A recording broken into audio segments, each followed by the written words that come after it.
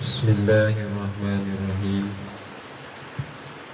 Assalamualaikum warahmatullahi wabarakatuh.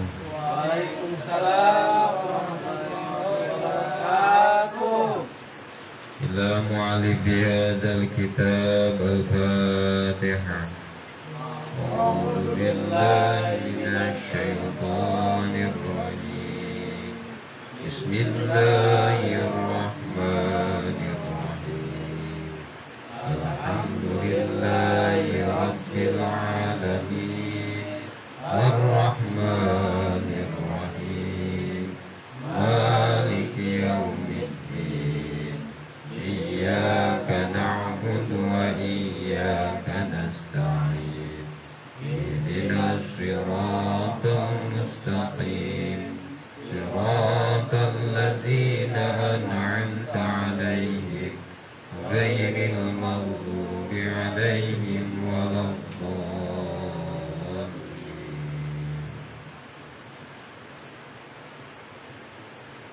Bismillahirrahmanirrahim. Ngawitan urang sadayana ngaos kana ieu kitab Hikam Ibnu Athaillah kalayan ngalap barokah penyebat jenengan Allah mantena anu ngagaduhan sifat Ar-Rahman sinareng Ar-Rahim. Bismillahirrahmanirrahim. Ngawitan urang sadayana ngaos kana ieu kitab Hikam Ibnu Athaillah kalayan nyuhunkeun pitulung, nyuhunkeun ditiasakeun, nyuhunkeun didauqihakeun kakarsana zat nu wajibul wujud ayana nu jenengan Gusti Allah mantena anu ngagaduhan sifat Ar-Rahman sinareng Ar-Rahim.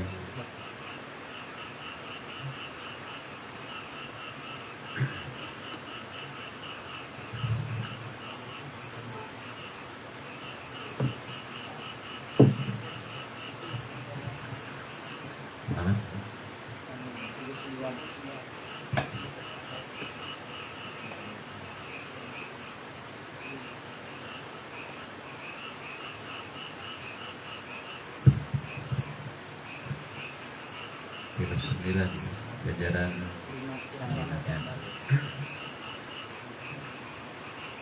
Bismillahirrahmanirrahim. Maqala tesaeutik naon amalun amal.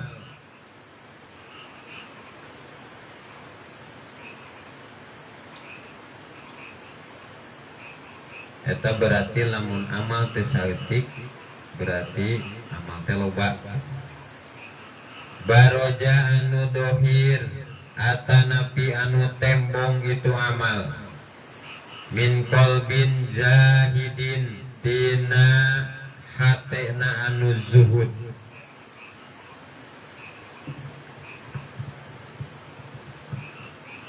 Ieu hikmah anu ka-46. Yen Kiai Musonib ngadawuh maqala amalun baroja min qalbin zahidin, ente disebut saeutik berarti loba.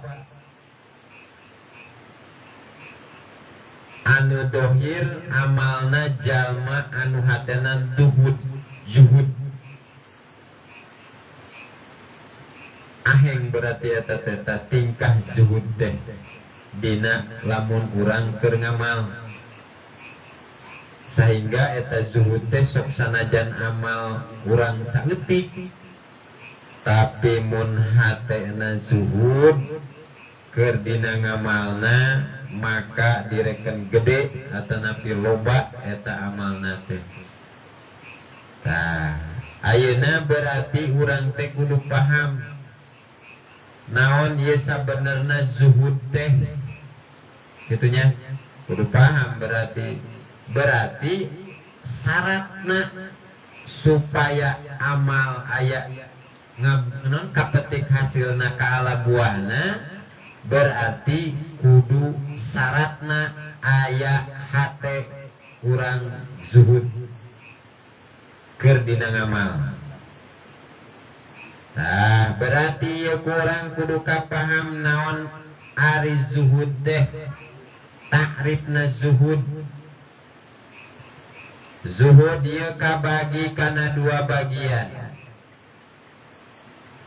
Kahiji zuhud anu bangsa Jawari, bangsa anggota. Anu kadua nyaeta zuhud kolbu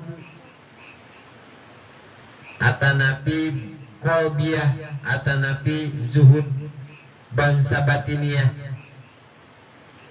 Duanya berarti kabagi dua. Ayeuna zuhud anu bangsa Jawarih naon cenah anu bangsa anggota nyaeta tarku ta'am min halalin wa haramin. Eta zuhud anu juhudan tingkatan kahiji. Teu loba teuing barang dahar. Sok sanajan nu halal komo nu haram mah. Tah dina anggota badan urang geus kitu. Henteu rampus sagala rupa didahar we hantem. Tah tepikeun kamarekahan pan ya. Tepikeun kamarekahan ka urang teh. Patuangan urang teh biasana kan bener lamun misalkan lamun kamarkaan urang gitu eta teh urang teh wareg teuing kadituna sok naon coba sok tun berarti henteu konsentrasi kadituna. Tah hiji zuhud cek Jawari mah nyaeta ninggalkeun atanapi teu nyeungeurkeun barang dahar walaupun nu halal komo nu haram gitu. Berarti kadituna apik dina barang dahar. Apakah ieu teh halal, apakah ieu haram ieu, apakah ieu sumhat dina barang dahar. Jadi engke teh ngajadikeun pertingkahan urang dina hate bisa zuhud gitu. Zuhud anu sabener-benerna. Tah ayeuna zuhud nu kadua nyaeta zuhud anu bangsa kolbiah bangsa batiniah. Naon zuhud ieu nyaeta hulwal batini kana ngosongkeun batin minal maili tina condong ila fanin kana anu ruksak. Tah zuhud cek bangsa kolbiah mah kitu. Jadi zuhud teh lain kudu meh imahna butut. Zuhud teh lain kudu meh bajuna butut. Lain. Zuhud teh lain kudu meh jauh ti sasaha. Zuhud teh lain anu sok basajan dandananana nurubat rabet kitu tah. Bajuna teh lain tandana kitu. Lain ukuran kana zuhud. Cek tadi teh intina anu dimaksud zuhud di dieu nyaeta hulwal batini minal maili ila panin. Naon kosongna hate tina condongna kana perkara anu ruksak. Naon sok perkara anu ruksak? Dunya atanapi mah makhluk. Tuh. Lamun hate urang condong ka makhluk dina pas urang hate condong ka makhluk berarti hate urang teu inget ka Gusti Allah. Pantesnya eta amal dina keur ngamal urang lamun hate cumantel ka makhluk teu cumantel ka Gusti Allah berarti jasadna doang eta mah ibadah ge tapi batin nama anjreng-anjrengan nyaeta kamalu kuluman alaiha pan. Tah eta nuruksak teh eta sakabe perkara anu aya di alam dunya teh bakal ruksak. Jadi lamun urang tatagenan, lamun urang cumantel ieu hate kanu barang anu ruksak, kana perkara anu ruksak berarti eta dina amal nage boro-boro ditampi ku Allah Ta'ala, malahan cacat ubudiyahna. Nah, kayak orang ngabahas ya, kunaon jadi cacat ubudiyah lamun dina hate urang aya pertingkahan zuhud. Tah urang teh sok condong ieu teh ka mana? Condongna urang ka makhluk, condong urang ka manusia anu aya dina ieu alam dunya. Satungtung hate melong kana asar afal, satungtung hate melongna kana asar sifat. Tuh, ieu hate urang ngalirik we eta teh ka makhluk, berarti makom juhud can aya di urang. Moal kapimilik di urang makom juhud teh lamun hate masih keneh kumandel karena perkara naon bae, berarti ka makhluk. Contoh, kuring mah boga babaturan beunghari. Nya nana gampang kan gitu. Tah eta contoh singkat deh berarti. Terus dina naon? Dina salat. Ye kuring salat rajin ye. Rajinna luar biasa. Salat nu 5 waktu henteu naon teu katinggalieun. Pira penting kuring mah. Asup kana surga. Tuh, eta iktimat tatagenan. Biasa condong eta teh sami oge condong kana naon? Condong ka makhluk atanapi kasalian ti Gusti Allah. Tuh nya eta teh moal kapimilik makom zuhud teh naon sababna? Ingetan kan urang sok hate teh di urang teh pan ingatan sering inget naon inget ka makhluk. Ari jalan sok ingetna kana asar afal teh eta teh sabenerna mah salah sahijina tina naon nyaeta aya dorongan syahwatun nufus. Ieu hate nuturkeun makhluk, nuturkeun dunya, nuturkeun salian Allah kulantaran ieu hate didorong ku syahwatun nufus, ku syahwat nafsu urang. Gitu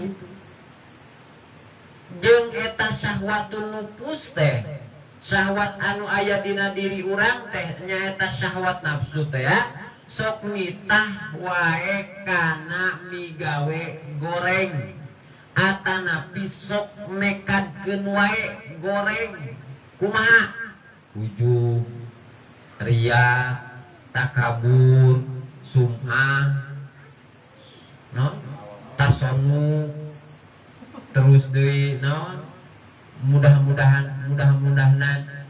nah populasan condong eta teh tah eta teh sok didorong ku syahwatun nufus. Aya panggoda dina hate, panggoda sok sanajan salat dipigawe, sok sanajan sedekah dipigawe, tapi kumaha katitah ku syahwatun nufus sok aya. Tah eta teh percuma bahasana kitu. Kana naon teu kapetik hasilna teu kalah buahna. Kana eta teh hate jorojoy hayang naon?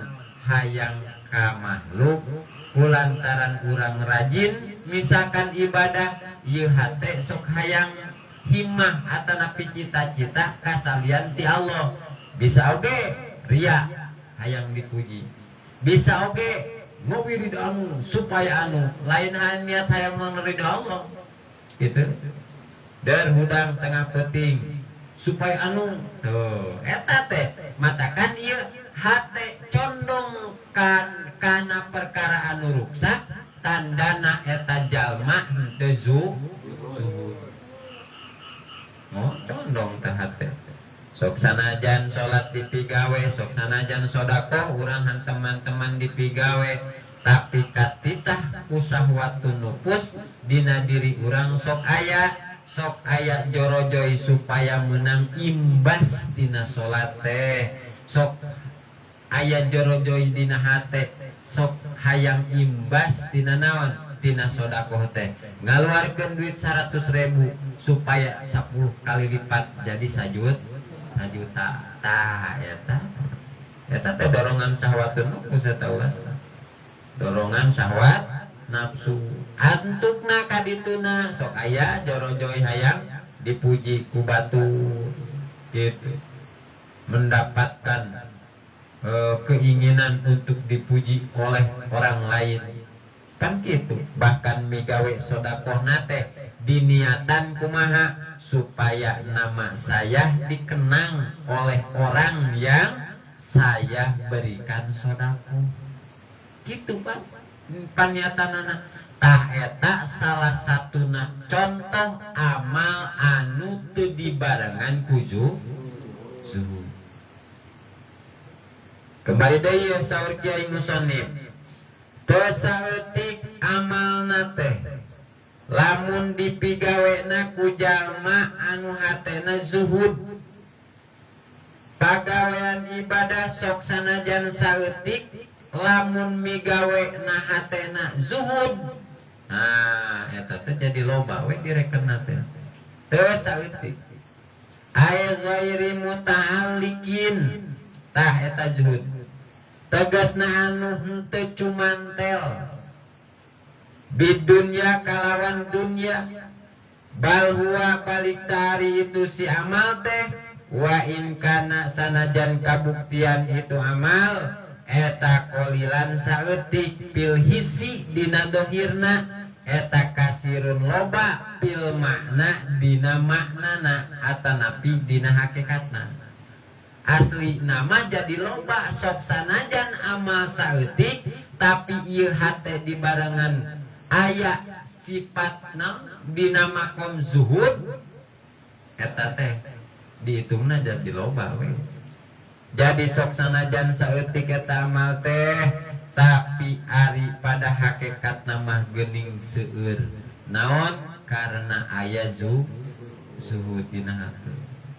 Dohirna katingali saeutik tapi hakikat nama seueur gitu. Tah eta tanda si jalma teh migawe atanapi amal-amalana teh naon? Aya dina hate zuhud. Amanat pun guru ye saurna teh kieu, tahapan-tahapan di mana anjeun amal usahakeun zuhudkeun eta hate hidup. Arek naon bae amalna mah ngarah boro-boro loba sanajan saeutik ge loba dihitungna gitu tah. Eta amanatna. Arek naon bae berarti kadituna berarti lamun anu zuhud sarua jeung ikhlas.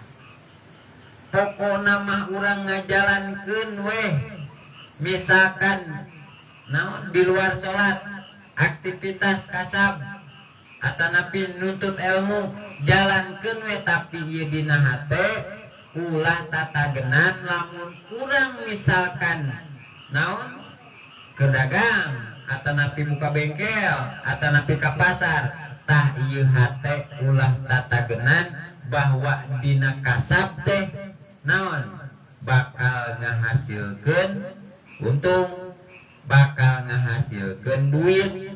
Tah tekadkeun dina hate mah di mana urang menang hiji perkara tina hasil misalkan dagang, tina hasilna damal, tekadkeun dina hate ieu teh paparin ti Gusti Allah gitu.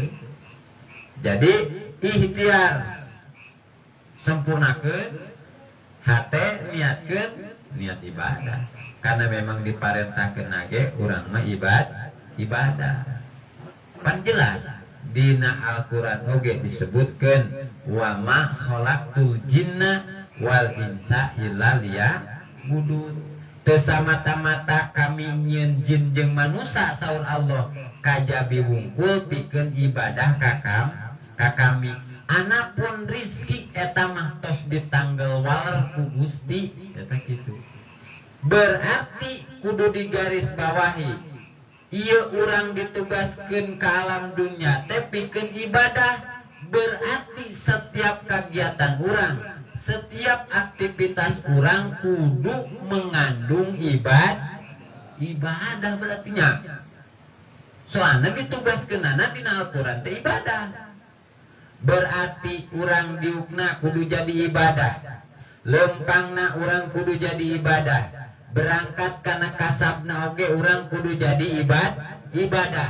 Cek tadi teh teu kaasup ibadah, teu kaasup amal anu loba, sok sanajan loba amalna, sok sanajan saeutik amalna, tapi lamun dina hatena aya zuhud tah direken loba we eta teh amal teh. Berarti perlu digarisbawahi, lamun ieu aktivitas urang hayang direken jadi ibadah, berarti dina hate kudu aya sifat zuhud. Tah eta ieu teh zuhud teh bab hate, ieu teh zuhud teh bangsa qalbiyah. Berarti aya ilmu anu bangsa hate gitu. Ya ieu teh pentingna ilmu bangsa hate teh. Naon sababna?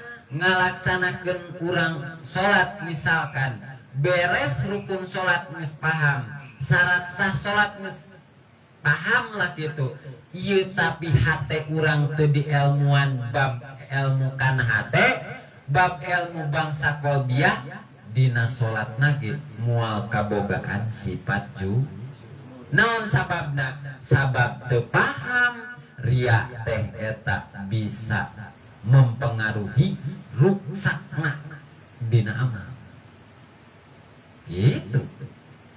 Ujub teh mempengaruhi kana ruksakna amal. Takabur teh berarti eta mempengaruhi kana henteu ditarimana dina ibadah.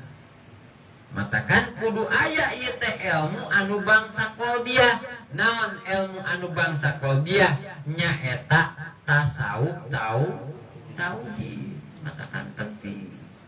Matakan cek bahasa kolot, sok bahasa kolot pan aya carita luar masuk kumajero kan kitu nya. Tah berarti tah nya berarti pusatna urang di jero kudu beneran, kudu dibenerkeun heula.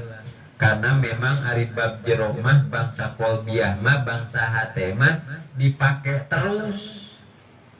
Di isuk tepikeun ka sore, di sore tepikeun ka isuk deui. Di jero salat eta hate teh dipake, urang teh kudu kumaha di luar salat ieu teh hate teh kudu kumaha. Kan kitu.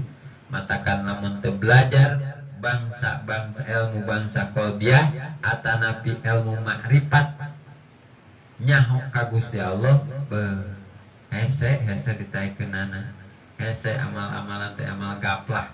Namun bahasa gaplah bahasa Sunda mah eta teh percuma cuma amal teh gaplah jadi nanti kitu. Naon sababna? Teu aya ruh, teu aya nyawaan dina eta amal. Naon nyawaanana? Hate anu bisa tajalli ka Gusti Allah. Kitunya singkat eta. Jadi tahapan-tahapan di mana anjeun amal saur pun guru usahakeun juhudkeun eta hate. Kunaon cenah make dihitung loba? Li salamatihi karana salamatna itu amal. Minal apati tina pirang-pirang bahaya. Al-qadihatu anu nyacad bi qabulil a'mali dina ditarimana pirang-pirang amal. Tuh geuning. Karena ari hatena jalma anu juhud mapan bersihnya. Bersih tina naon? Tina perkara anu ngabatalkeun kana makbul. Anu ngabatalkeun ditarimana pirang-pirang amal. Mana nu ngabatalkeun makbul teh? Tuh tingali deui minaria tina ria. Watasonnu'i jeung migawe pupulasan atanapi jijieunan linnasi ka manusa. Hiji anu ngaruksak dina ngabatalkeun makbul teh dina amal ditarimana dina amal hiji ria, dua tason. Air ria kan bahasa ria. Urang mah sebenarnya mah sering ngadenge ria gitunya. Atanapi hayang kapuji ieu teh kumaha contohna atanapi kumaha ciri-cirina. Ye. Ieu teh berarti ngaria teh ngaruksak kan amal-amalan urang. Karena kadituna ngabatalkeun kana persyaratan dimakbulna, ditarimana ieu urang amal-amalan urang. Nu ngabatalkeun kana ditampina amal teh salah sahijina eta ria. Ria nya kadeu. Ieu sebagai indikator pikeun urang. Nu kumaha ari cirina tingkahna ria teh tandana jalma anu ria eta aya 4 pertanda. Hiji mun nyorangan amalna teh sok ngendoran.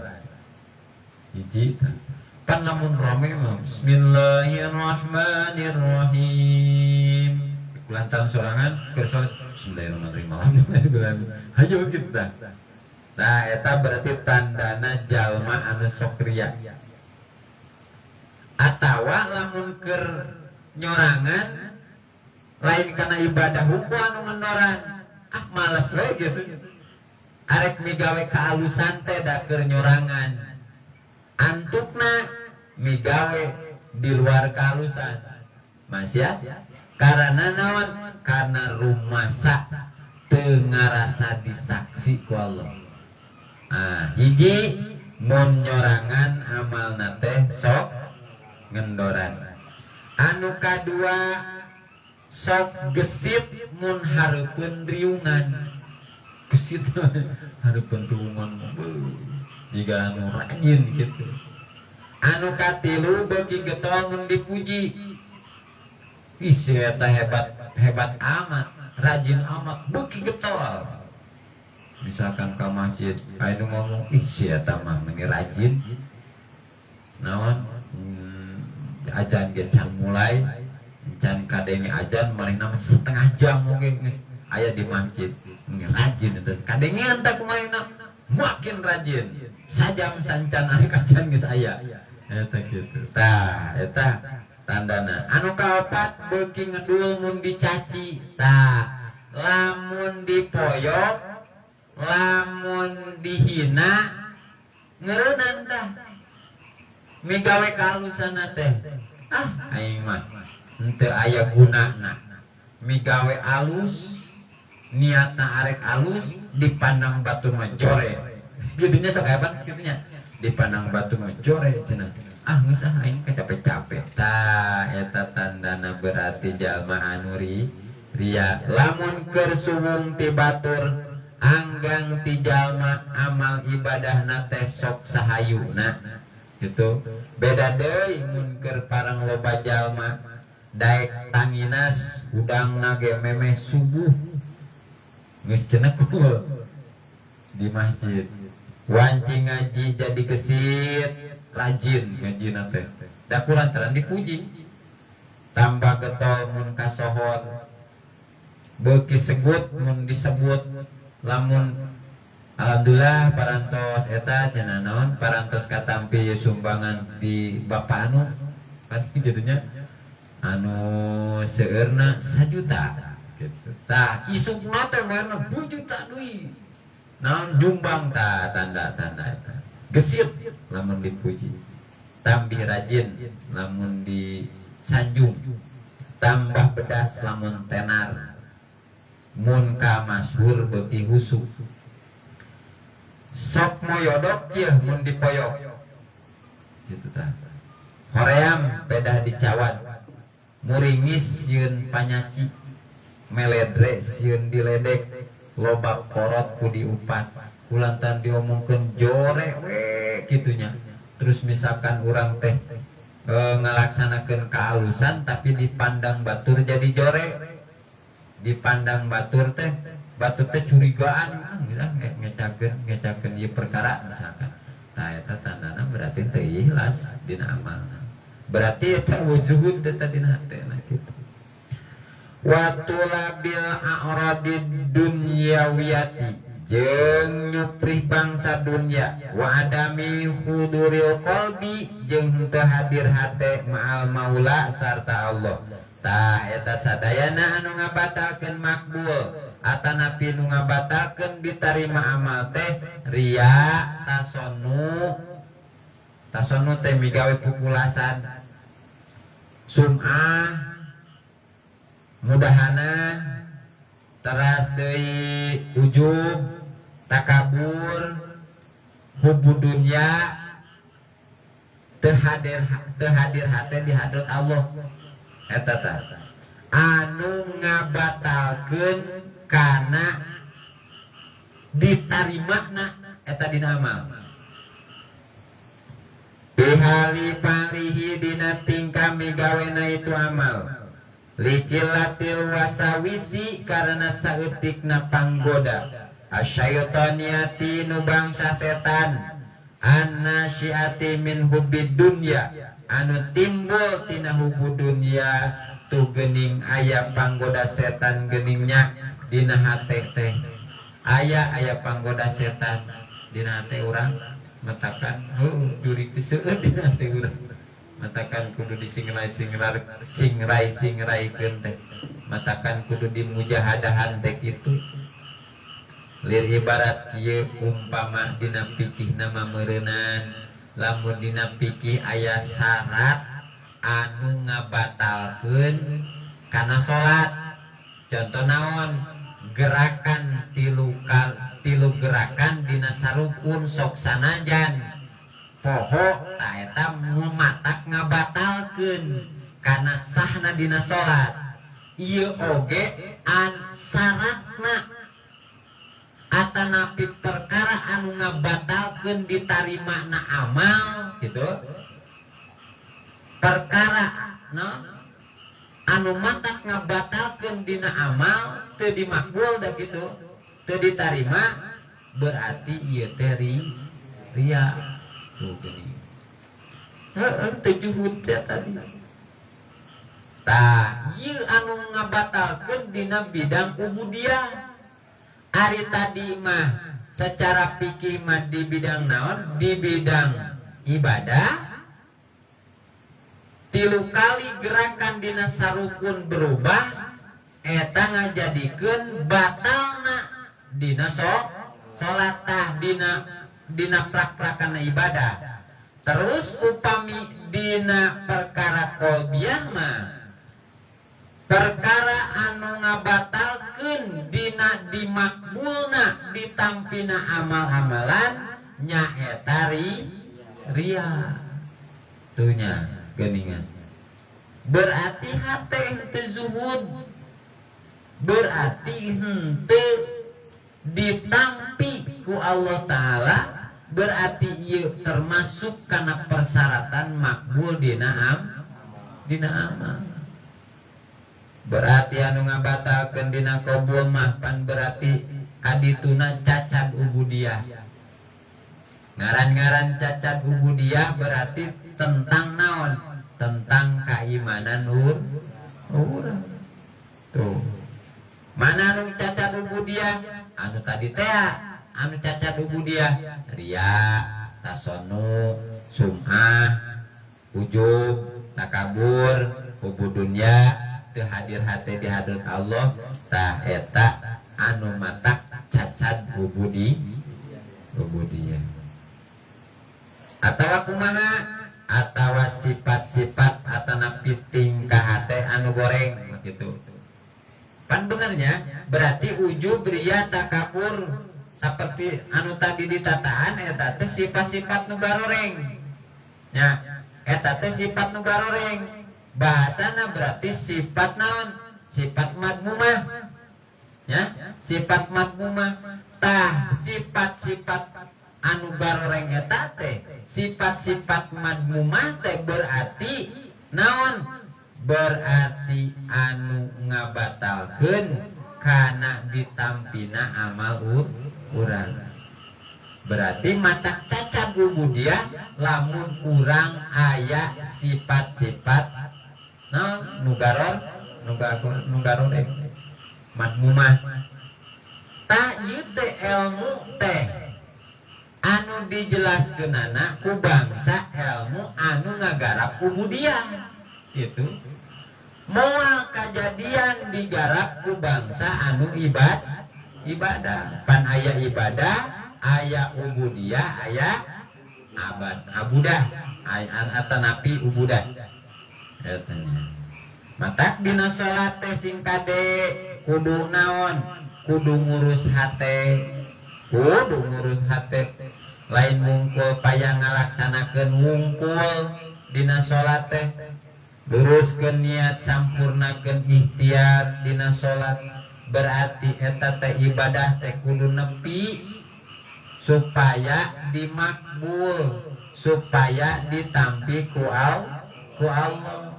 Berarti persyaratanana secara dohiriyahna hukum fikihna oge kudu bener kitunya.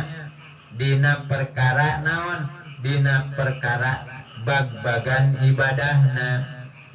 Ya, sidik ibadahna dina ilmu fikih, sidik ubudiyahna dina ilmu tasawuf tauhid, sidik ubudahna dina ilmu hakikatna. Jadi syariat sidik bener maksudna teh, torekatna oge bener, hakikatna oge bener. Tah eta tanda jalma ditampi eta teh amalna. Tapi numi gawe ibadahna teh sakuat urang misalkan pancina non urang husuk keur salat mah pan lain kewajiban urang cenah husuk salat kan gitu. Atuh urang mah biasa-biasa wae ngalakonannana biasa wae mah maksudna sakamampu urang biasa sakuat tenaga sakamampu urang eta ibadah urang dilaksanakeun. Ngan ieu bagian jasad kurang kudu sesuai jeung hukum syaraknya tapi fikih teh terus dina bagian hate kudu sesuai ieu teh dina naon? Dina naon tasawuf jeung tauhidna. Dalam teu ma'rifat keur salat da gagal. Karena naon? Karena dina ngalaksanakeun pas dina ngalaksanakeun salat oge teu ngarasa ieu teh nikmat ti Gusti Allah. Teu ngarasa ieu teh fadl Allah urang bisa ngalaksanakeun salat teh. Tatandana berarti teu kenal jeung naon? Jeung anu ngabisakeun urang salat, teu kenal jeung anu ngersakeun urang daek salat. Tah kitu, matakan penting ieu teh ilmu hate teh. Singkat deh.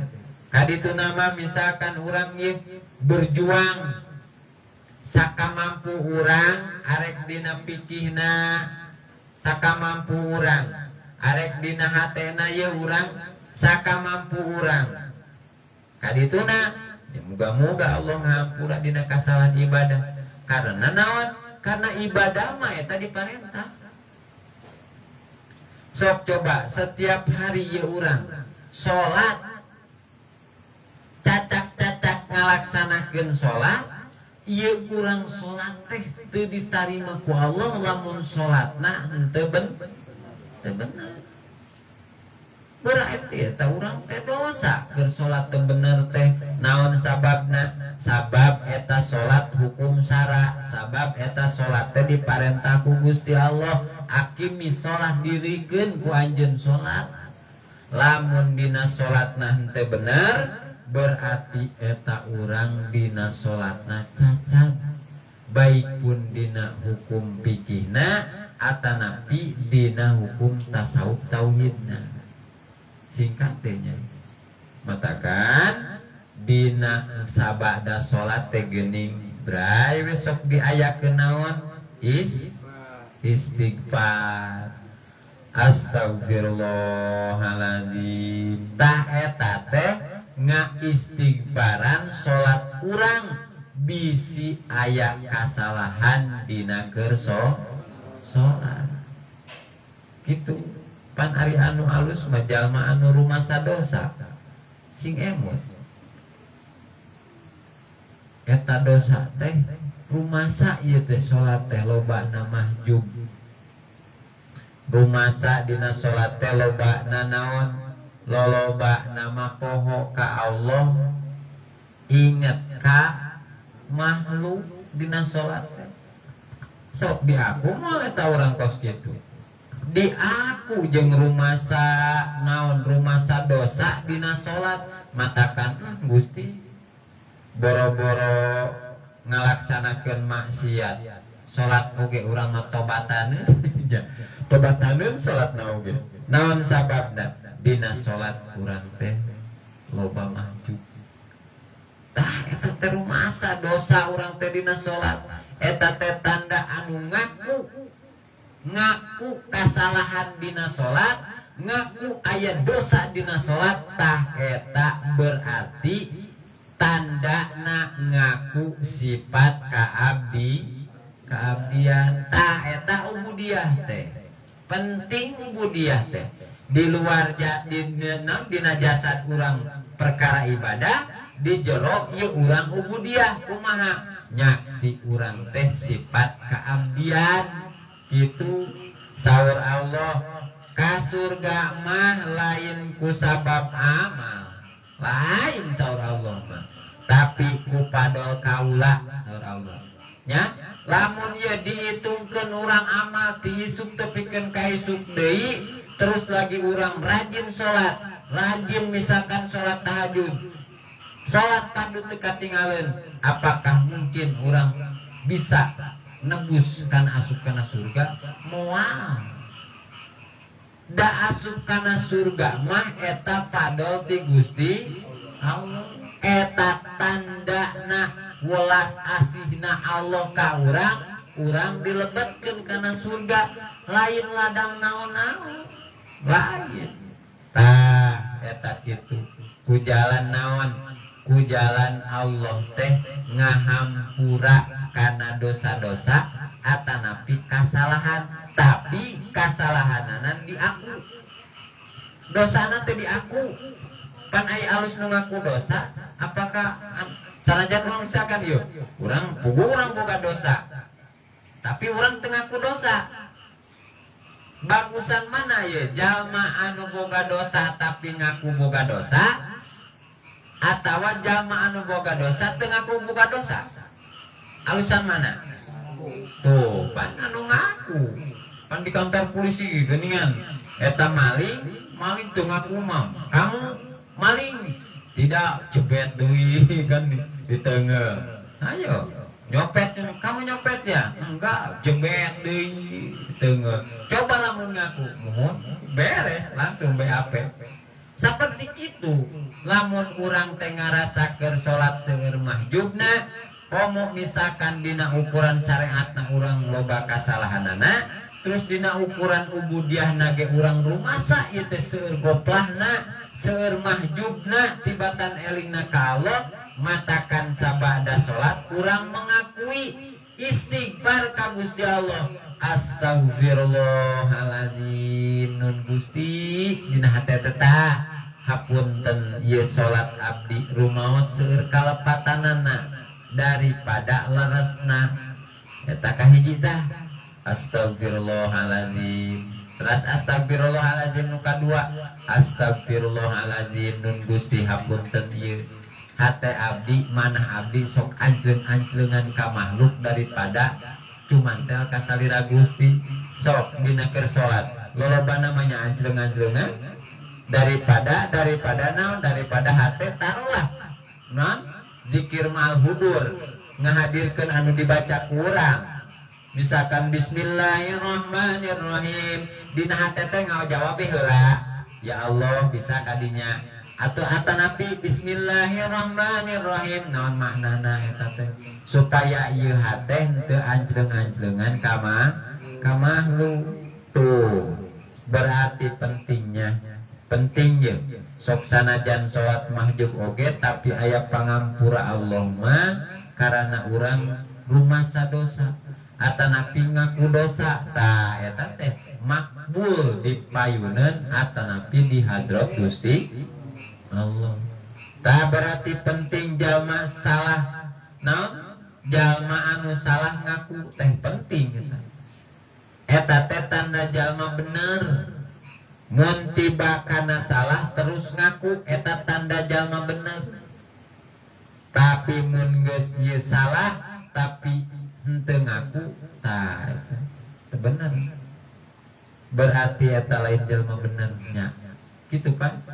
karena teu ngaku sifat keabdian eta teh matakan berarti anu hebat mah jalma anu ngaku sifat abdian tak eta teh bab ubudiyah mata sok aya jalma di mana hasil ibadah nate naon kadituna sok suci sok ieu aing teh rajin salat rajin ibadah beda jeung batur jadi mandang ka batur teh kitu we sing horeng geuning teu nganggap nah teu nganggap aya ubudiyah jeung ubudah dina ibadah tah eta nu bahayana dina ibadah teh kudu aya muhadharah kudu aya ibadah muhadharah naon huduril qalbi atanapi hadir hate di hadrat Gusti Allah dina ibadah penting eta kadang eta cacat ditarima salatna teh lamun wa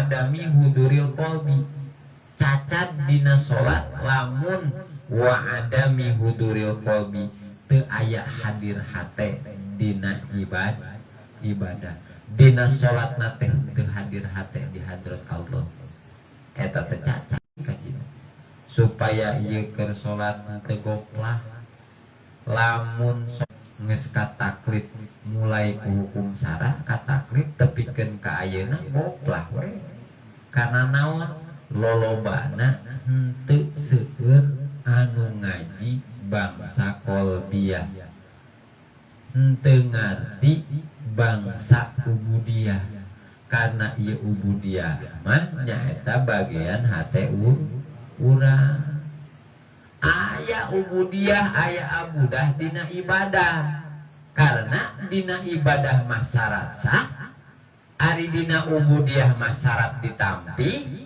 ari dina abudah mah syarat digaji gitu jadi penting kita ilmu ubudiyah bab ubudah teh dina ibadah berarti dohirna ibadah tumut patuh ka kersazat nu kagungan Allah Azza wa Jalla dina hate ubudiyah ngaku atanapi ngaku sifat-sifat keabdian Allah we itu cuman tuh geningnya mun keur salat eta urang naon ngaji bangsa ubudiyah moal aya urang adami huduril qalbi kitu lamun urang teu ngalap ilmu anu bangsa qalbiyah tah urang salat sok naon moal aya muhadharah moal aya hadir hate di hadrat Gusti Allah lamun teu ngaji bangsa ubudiyah atuh meureunana teu ngarti wujud Allah teh teu ngarti ieu kidam Allah teh teu ngarti bako Allah teh teu ngarti mukhalafatul hawadisi Allah teh teu ngarti kudrat teu ngarti irodah matakan 20 sifat lamun dijadikeun ieu dina naon dina hate urang ngajadikeun eta ubudiyah naon sabab ieu dina hate bakalan teu cumantel kasalian Gusti Allah penting ieu bab ubudiyah ilmu syariatna ku urang tos misalkan tos ngerecek tos paham dina ilmu fikihna dina salat teh berarti ieu urang kudu ngaronjatkeun deui ilmu anu ngurus bangsa hate supaya naon supaya teu goplah dina salat lain ukuran bangsa ilmu syariat ai dina bangsa qalbiyah mah lain tuh nya ulah ngaku sifat kehalusan sok sanajan tingkah urang hade oge tah eta berarti alus ngaku sifat keabdian teh mana ngajalankeun ibadah nama sakamampung urang tah bentukna jeung urang ngaku salah dina migawena teh dajal mamah budangna kaluluputan tempatna kalepatan. Sakamampu urang dina ngajalankeun ibadahna, trak dina bagian ubudiahna sabisa urang, dan masing-masing pertingkahan jalmi benten dina nekatkeuna, benten dina ngamakripatkeunana. Yang penting naon urang hate ngagaduhan himmah dina amal-amalan hayang nepi ka Gusti Allah, berarti dikejar ilmu oge anu bisa ngawusulkeun ka Gusti Allah. Jadi kadituna tah nu jadi sabab Allah Ta'ala ngahampura ka urang teh ku sabab urang ngaku salah itu mata rajin istighfarna oge dan naon dan ngaku salah matakan di sholat astagfirullahaladzim kadenya maca istighfarna ulah luak lieu. Assalamualaikum warahmatullahi gitunya. Ayo luak lieu astagfirullahaladzim. Kumaha ieu huduril qalbina, kumaha hadir hate di hadrat Allah na, sehingga urang naoge henteu fokuskeun heula ieu jasad urang, naon badan urang fokuskeun madep ka kiblat, terus naon natikoh urang pikiran urang fokus hoyong naon hoyong ditampi ieu pangampura urang ka Gusti Allah, karena rumasa dina salat seueur goplahna daripada ingat ka Gusti Allah. Tah hasil we mun teu salat terus misalkan ka pasar, misalkan terus untung gede dina pas untung teh teu nekatkeun hate teh ieu untung kulantaran kuring tadi getosol gitu maksudnya. Jadi dina jero salat hate teu cumantel kasalian Allah, di luar salat oge hate teu cumantel kasalian Gusti. Berarti di dalam sholat zuhud, di luar sholat oge zuhud dah amal tandana ditampi ku Allah. Naon sababna? Sabab aya ngagaduhan sifat keabdian. Itu pannya. Tah eta tekad kudu alus teh kudu kitu tah tekad. Ieu teh kuring teh salat teh padol Allah kan kitu nah. Terus misalkan menang rizki oge lain ladang naon, lain ladang kasab, lain ladang gawe, tapi ieu teh padol Allah. Dikersakeun salat eta teh padol Allah, terus urang kasab oge eta padol Allah, sehingga dina hasil kasab oge teu nekatkeun tina hasil kasab, teu nekatkeun kana dumeh rajin salat, rajin ibadah padol Allah we. Daek salat padol Allah, urang keur naon keur milari maisah atanapi keur kasab padol Allah, hasil tina kasab oge padol Gusti Allah. Ta eta anu dijalankeun ku aman Nabi Sulaiman alaihissalam. Lamun misalkan teu kitu, henteu ngaku dina salat padol Allah, henteu ngaku ieu aktivitas urang padol Allah, henteu ngaku ieu teh rezeki anu ditampi ku urang teh padol Gusti Allah, berarti sarua jeung si korun. Kana si korun mah ngaku naon? Lain padol Allah. Kuring na we pinter. Kuring beunghan eta teh ladang kapinteran kuring. Aranjeun malarat cik si korun, karena aranjeun mah bodoh teu saperti kuring. Kuring mah kulantaran pinter jadi beunghan tuh. Teu ngaku dina hatena eta teh paparinan Gusti Allah gitu. Dan rumah salat kuring teh ampun misalkan Gusti seueur teu benerna ieu seueur goplahna dina salat abdi. Nah eta tah halu teh geuning tah halu ngarumasakeun diri bobolokot ku dosa tong boroning di luar salat dina jero salat oge urang ngadankeun dosa teh berarti nya di jero salat ya. Ieu urang mah dina datalan jasad mah di masjid atanapi di mushola. Hate mah ngawang-wang hate emang pinu ku waham jeung hoyali emang eta teu dosa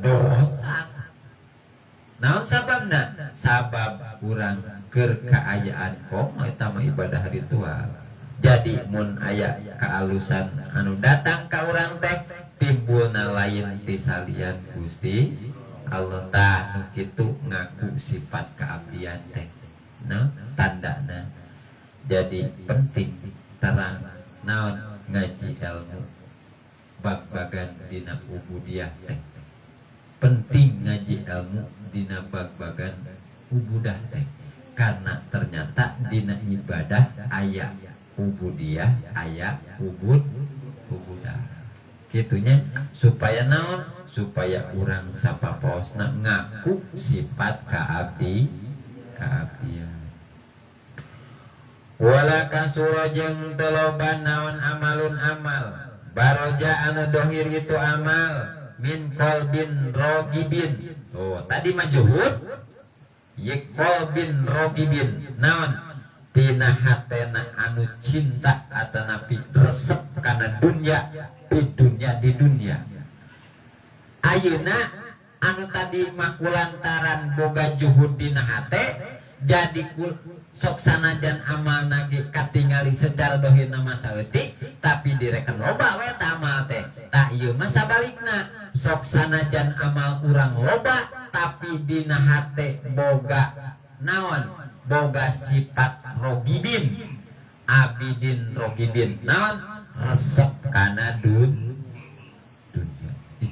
nah atuh bayangkeun kieu we ieu hate urang hayang ngusul ka Gusti Allah berarti urang teh naon perjuangan urang kudu janten kakasih Gusti Allah naon janten kakasih Gusti Allah atuh berjuang supaya Allah Ta'ala resepkeun ka urang lamun ukuran eta mah tapi sadayana ge Allah mah da ai Allah mah naon ya qodimal ihsan ya qodimal ihsan Allah mah teu mas maparinan kasayana teh maparinan kanyana Allah mah teu ngadaguan benerna makhlukna tapi ieu bahasana ngaran-ngaran urang hayang ngayakin taruh baheula misalkan urang misalkan hayang sesuatu eta urang berjuang habis-habisan tadina ieu ge urang berjuang habis-habisan hayang jadi kakasih Gusti Allah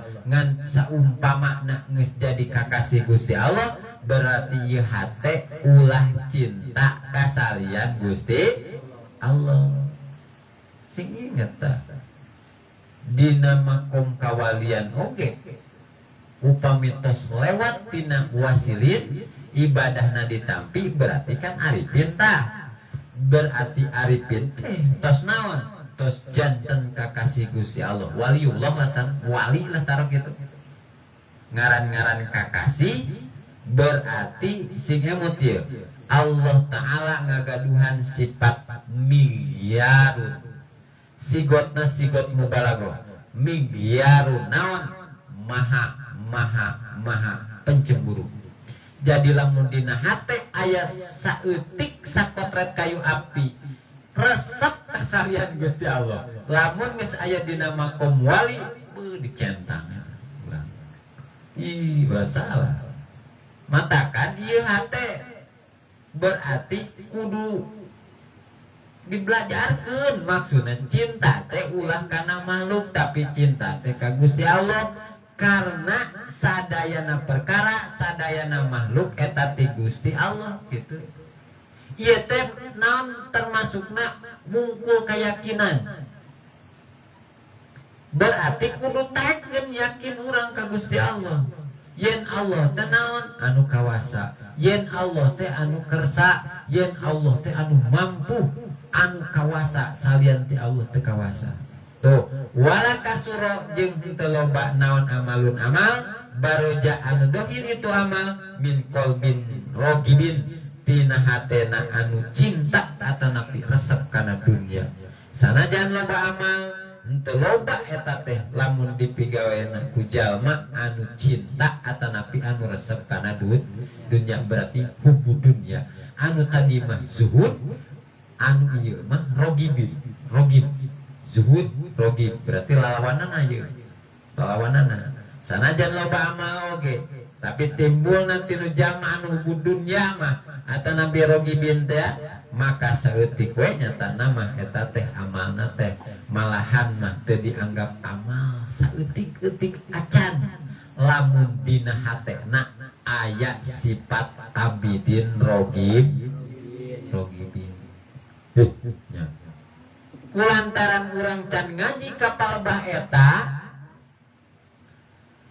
amal-amalan urang aya timbul kasifatan abidin rogibin ge asa bener we bener teh karena urang teu paham henteu ngaji kana bag-bagan zuhud sareng rogibin gitu mata pentingna ye ilmu bangsa hate teh bangsa qalbiyah bangsa ubudiyah teh ngabdi eta teh kan kadituna naon ngabdi kana hawa nafsuna nuturkeun kahayang dirina contohna we dina ngaji ngabdi teu lain ka Allah tapi ngabdi nuturkeun kahayang diri kumaha kahayang diri cicing diim komo hujan mah meninggal Allah ya di mah tah eta sanes kahoyong Allah tapi kahoyong diri tah eta berarti urang teh teu mujahadah berarti resep karena dunya ieu dijelaskeun dunya teh lain dunya beunghar hungkul dina hikmah ieu nu termasuk dunya teh anu disebut dunya teh perkara salian Gusti Allah eta dunya eta disebutna gitu matak dina amalna teh kumaha hayangna we gitunya lamun jalma anu hadina hatena rogibin mah abidin rogibin anu cinta kana dunya dina ngamalna teh sakahayangna keur daek gitu keur mung keur daek ngaji keur mung ngaji karena dina hatena henteu berjuang lamun keur embung berarti kudu dituturkeun parentah Gusti Allah lain nuturkeun kahayang nafsu maksudna kahayang diri lah hayang diri urang kan cicing matakan ulah lempang ke ulah naon ulah cicing ke kudu lempang ke cicing purun tuluikeun teu purun paksakeun eta mujahadatun nafsi disebutna nah kitunya nah kitu lamun misalkan aya kasifatan hatena dina abidin rogibin ibadahna teh sakahayang ari keur hayang mah daek ibadah ari keur mung cicing we tara daek ibadah tah rogibin teh kitu hatena teh cumantelna kana dunya sanes ka Gusti Allah ari anu disebut dunya teh saurna secara garis besar nama sakur anu salian ti Allah eta dunya ngaranna matakan aya bahasa-bahasa hubud dunya teh berarti cinta salian ka Gusti Allah berarti eta sing emot anu hubud dunya sapertos kitu eta anu matak ngambatalkeun kana ditampina amal-amalan urang contohna misalkan urang ke dina salat urang teh tujuanna sanes hoyong ridho Allah tapi dina salatna hoyong bisa oge hoyong kapuji ria teh bisa oge hoyong ganjaran gitu bisa oge hayang naon hayang kadudukan hoyong pangkat hubul jah hubul riasa eta termasuk makana dina hate cik tadi teh saur bahasa guru mah lamun arek dina amal-amal lempengkeun ieu hate satahap demi tahap kudu ngabogaan sifat zuhud bahwa balik tahari itu si amal teh wain kana sanajan kabuktian itu amal eta kasiron loba pil hisi dina dohirna eta qalilun saeutik we bil makna dina hakikatna atanapi dina maknana li adami salamatihi karena teu salametna eta si amal mimma tina perkara dzukira anu tos ditutur tuh geuning sanajan loba amal katinggalna kurang urang puasa rajin terus dari salat fardu teu ditinggalkeun bahkan ditambahan ku salat tahajud bahkan ditambahan ku salat hajat bahkan ditambahan ku salat witir isukna urang ngalaksanakeun duha tapi lamun dina hate teu ngagaduhan sifat zuhud atanapi dina hate ngagaduhan sifat abidin rogibin berarti eta teh teu dimaqbul amal urang ku Gusti Allah tuhnya anu kitu teh hukumana teh saeutik lamun sok sanajan eta amalna teh loba lamun eta hate urang cumantel ka mana cumantel kana dunya sanes cumantel ka Allah kadatinya wa qadru wiya'i anu diriwayatkeun an Ibnu Mas'udin ti Ibnu Mas'ud naon annahu sanyanana itu Ibnu Mas'ud qala ngadau rakaatani ari 2 rakaat min zahidin alimin ti jalma anu zuhud anu alim sing emot anu zuhud anu alim teh ari zuhud teh syarat kudu alim naon makrifat ka Gusti Allah ari teu makrifat mah sok sanajan zuhud ieu pan hatina nya watina eta khairun leuwih alus min ibadatil muta'abbidina tibatan ibadahna jalma-jalmana anu ibadahna sungguh-sungguh ila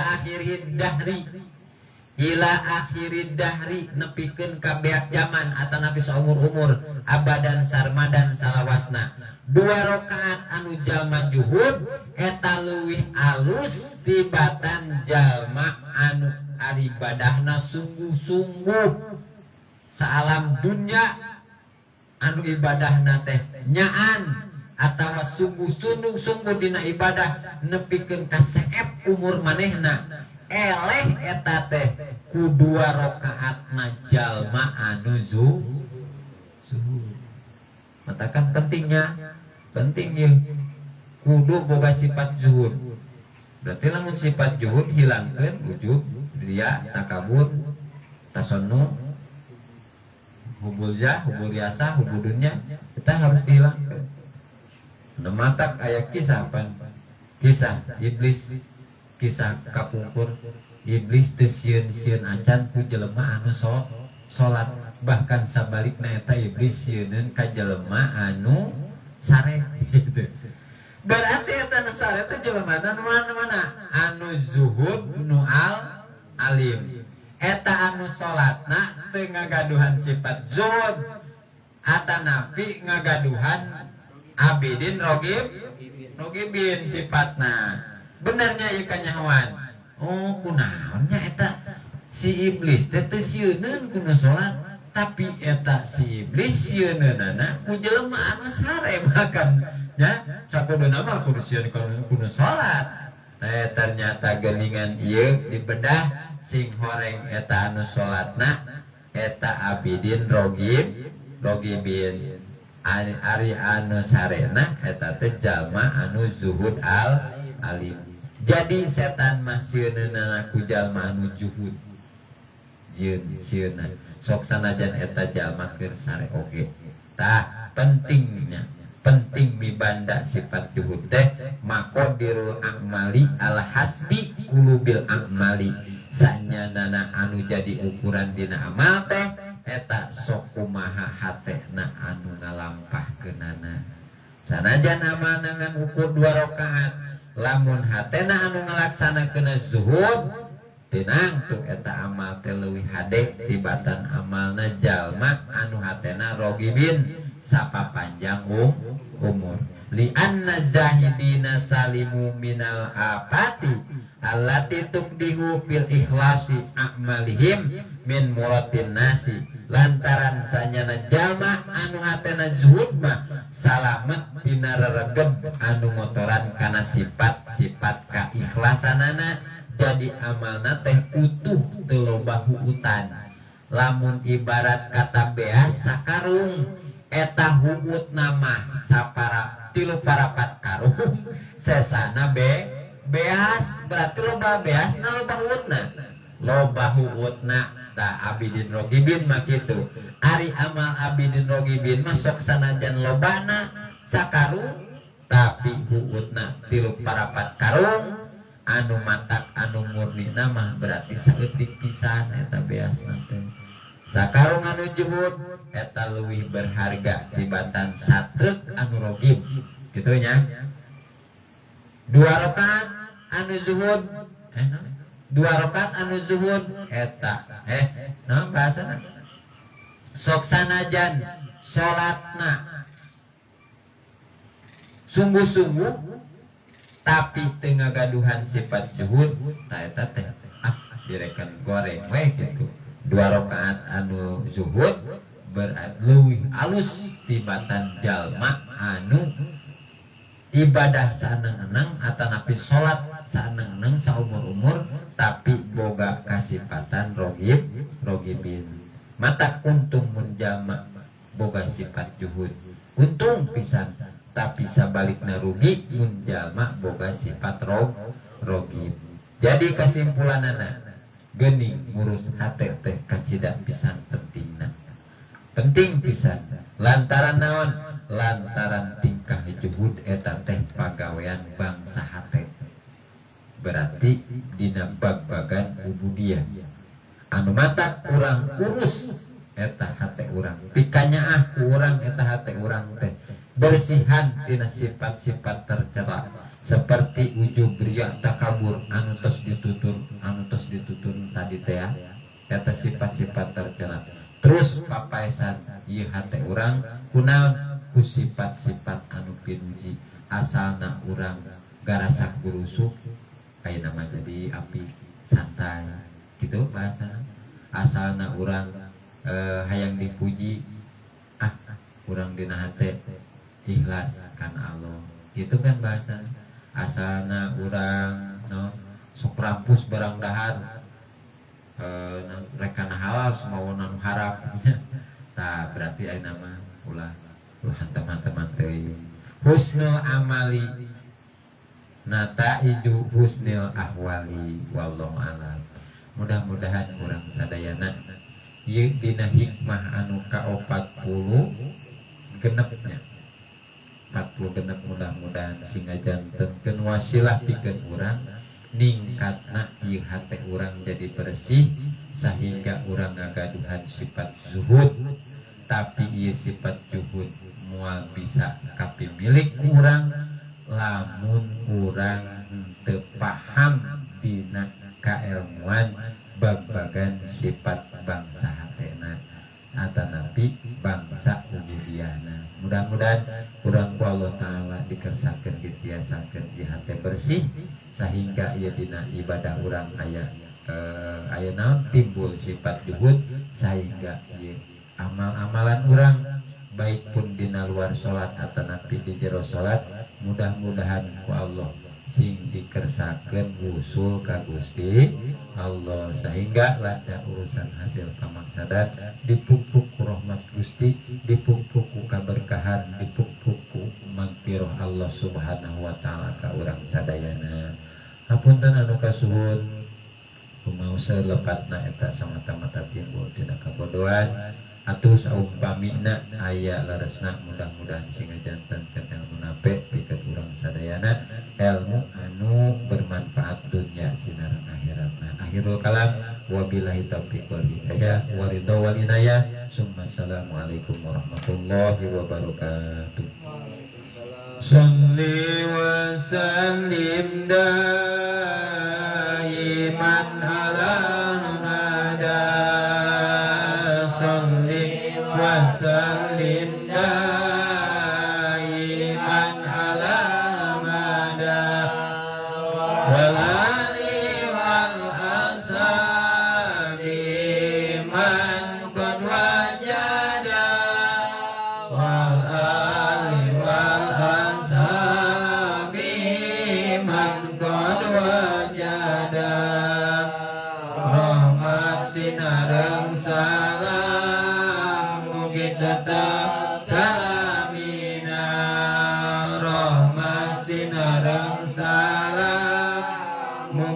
tetap salamina ka Nabi Muhammad sareng kulawargina ka Nabi Muhammad sareng kulawargina sholli wa sallim iman alamada sholli wa sallim iman alamada wa sallim amina abati wal balwa wa sallim amina abati wal balwa mugi Gusti nyalametkeun abdi sadaya mugi Gusti nyalametkeun abdi sadaya tina pancabaya sinaran cocoba tina pancabaya